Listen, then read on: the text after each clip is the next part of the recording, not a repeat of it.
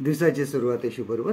पूर्वी आम्ही चर्चच्या तरुण संघामध्ये असताना एक ठराविक दिवस आम्ही ठरवला होता संध्याकाळचा, की ज्यावेळेस आम्ही सर्वजण एकत्र जमायचो आणि प्रत्येकजण आपापला एक लिस्ट घेऊन यायचा की कोणासाठी प्रार्थना करायची आहे, कोणाची काय समस्या आहे, कोणी आजारी आहे किंवा इतर काही गोष्टी आहेत, आणि त्या प्रत्येकाची नावं प्रत्येकाकडे असायची आणि ते आपापली लिस्ट घेऊन यायची आणि मग ती लिस्ट सगळी एकत्र करून ती विभागली जायची आणि त्या ठिकाणी प्रत्येकजण प्रत्येकासाठी जी लिस्ट आली त्या प्रत्येकासाठी प्रार्थना करीत असेल. आपण असं पण आज बघतो की अनेक ग्रुप तयार झालेले आहेत, ज्या ग्रुपमध्ये लोक आपली प्रार्थनाची समस्या कळवतात, कशासाठी प्रार्थना करायची आहे आणि त्यासाठी लोक दिवस रात्र त्या ग्रुपमध्ये प्रार्थना करीत असतात.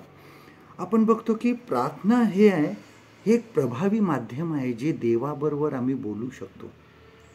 देवाबरोबर बोलण्याचं हे एक प्रभावी माध्यम आहे. आणि प्रार्थना कशी करावी हे प्रभू येशू ख्रिस्ताने आपल्याला सांगितलेलं आहे. मत्ती याचा 6वा अध्याय बघा, मॅथ्यू चॅप्टर 6. ह्यामध्ये प्रभू येशू ख्रिस्ताने प्रार्थना कशी करावी ते सांगितलेलं आहे.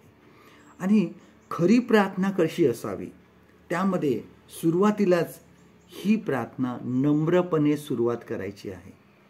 आम्ही देवाबरोबर ज्यावेळेस बोलतो त्यावेळेस आम्ही ती प्रार्थना नम्रपणे सुरुवात केली पाहिजे.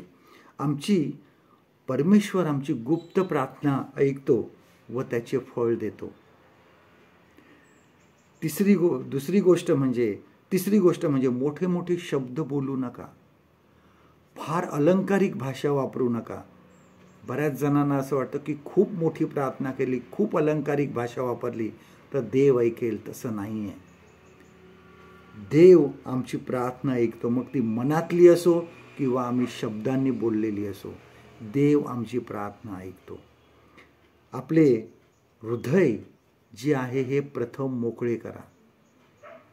पश्चातापी अंतकरणाने देवाला शरण जा, त्याच्यावर अवलंबून राहा, मग तो तुम्हाला सहाय्य करणार आहे.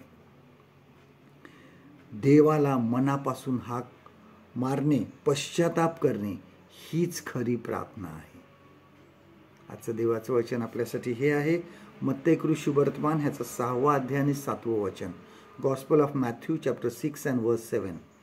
तुम्ही प्रार्थना करता तेव्हा परराष्ट्रीयांसारखी व्यर्थ बडबड करू नका.